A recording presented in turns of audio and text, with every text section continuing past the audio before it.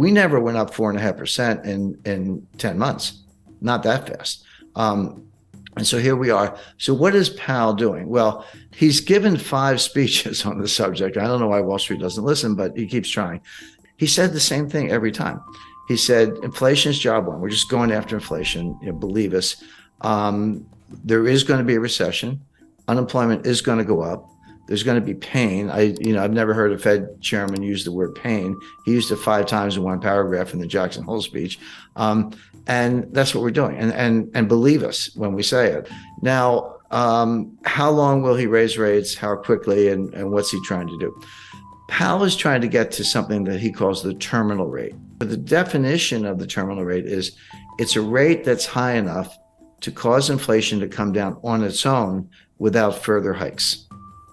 So we'll get to a level, and then inflation is coming down, by the way. And in the last 5 months, it's gone from, in the U.S., it's gone from about 9% to 8.7, 8.2, 7.4, 7.1. So it is coming down.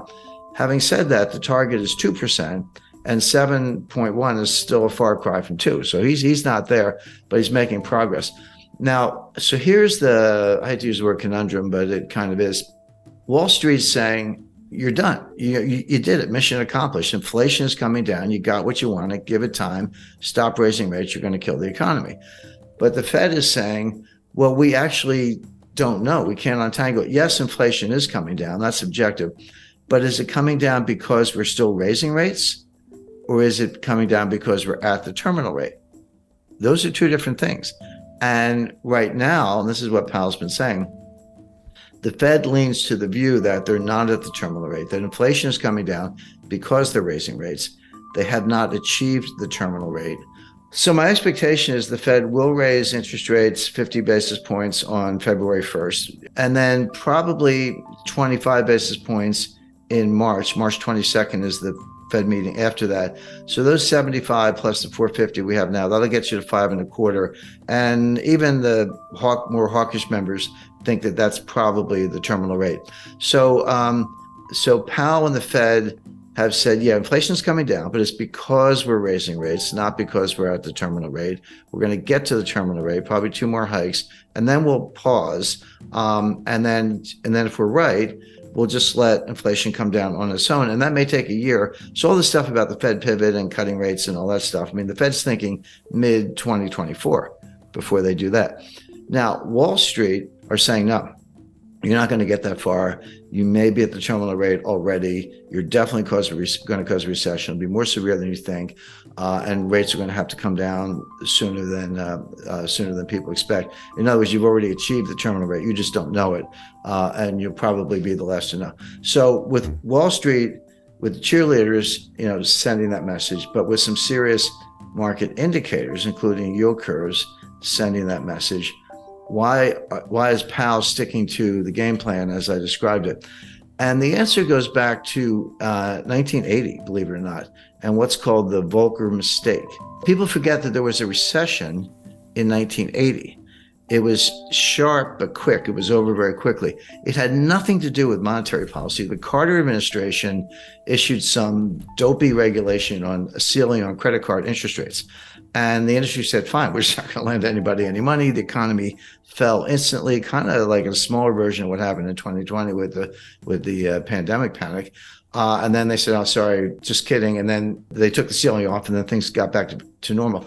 Now, this was a time when farmers around the country were driving front loaders and tractors to Washington, and they were circling the Fed building. And one guy drove his tractor up the steps of the Fed, and Volcker was being burned in effigy. That all happened. So it was a little bit of pressure. And of course, Congress was up in arms and the White House was up in arms. So Volcker, not quite panicked, but he cut interest rates 7 percentage points, not 0.7, 7 full percentage points to deal with the recession, which, number one, was unnecessary because the recession was caused by a policy blunder from the White House, which was quickly corrected.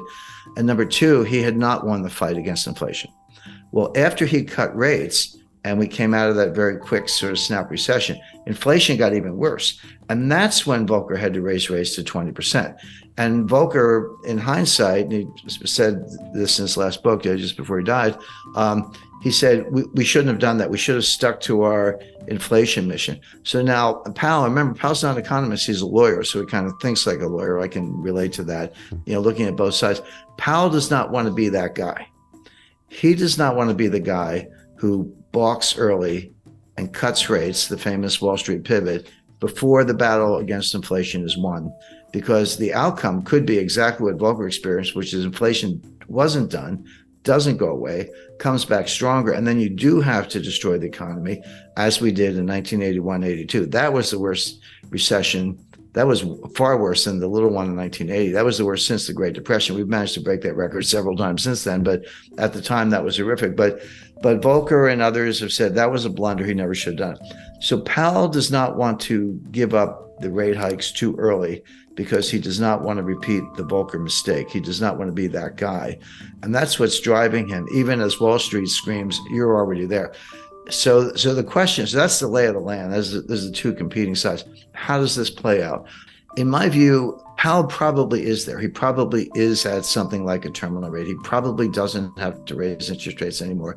He doesn't believe that himself. His models tell him otherwise because they're relying on the Phillips curve, which is junk science. I mean, the last time I looked at a Phillips curve, it was flat. At least where I went to school, curve was curved. This thing is flat. There is no correlation between unemployment and inflation. There just isn't. But the Fed thinks there is. So I always tell people, don't. If you want to forecast Fed policy and understand the Fed, don't think like a rational person. You have to think like the Fed. You have to get inside their heads or else you're going to get it wrong. So they're looking at unemployment, which is the lowest. The unemployment rate is the lowest since 1969. Well, if you believe in the Phillips curve, then that's a sure sign of inflation. As I say, even though it's coming down, it's still pretty high. So they think they have to keep fighting this fight. But here's what they're missing. Here's where it all falls down. Yeah, inflation as measured, CPI, PPI, personal consumption expenditure, core, non-core, year over year. There are like 20 different ways to measure it. It is coming down, but there are two sources of inflation. And it's going to sound obvious, but you got to separate them: the supply side and the demand side. They both result in price increases, but they have completely different dynamics. Supply side inflation is what we're seeing. It's what we saw in 1974 with the Arab oil embargo during the Arab-Israeli war when they cut us off from oil, and you had to line up for gasoline. I lived through that. Bare shelves, and you couldn't get certain things. It wasn't that every supermarket shelf was bare the way it was in East Germany in the 1950s, but something was always missing, and that's still the case today.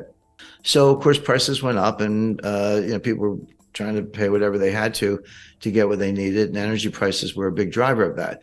So that feeds through as a form of inflation.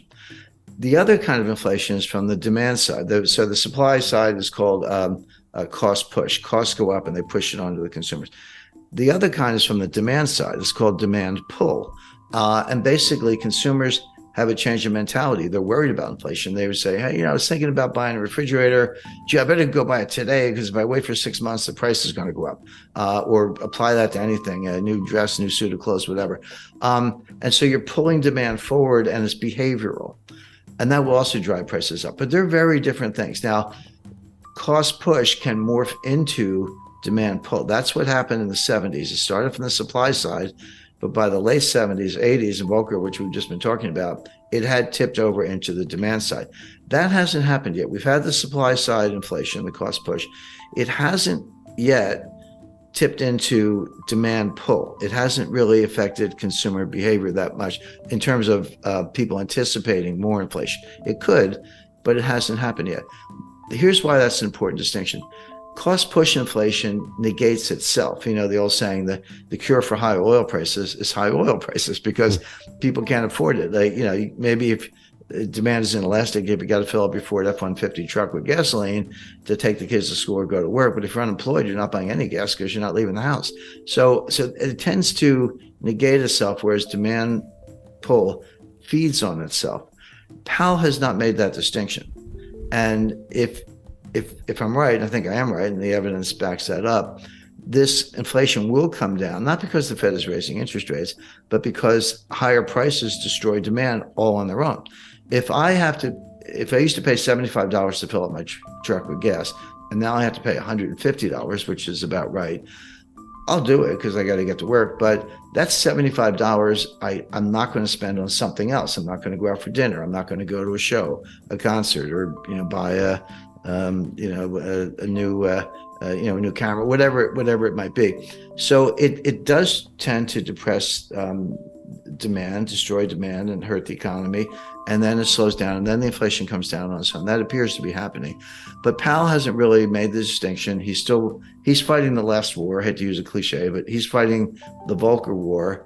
And what he's got looks a little bit more like the Herbert Hoover War. That looks a little bit more like the 1930s than the 1970s. So the bottom line on all this is the Fed is going to raise rates at least twice more for the reasons I mentioned. Powell doesn't want to repeat the Volcker mistake. He thinks the battle's not won. He has to get to the terminal rate. In reality, he's probably already there, if there is such a thing as a terminal rate. It's another one of these things they made up. Inflation is coming down, and so will probably continue, but for really bad reasons.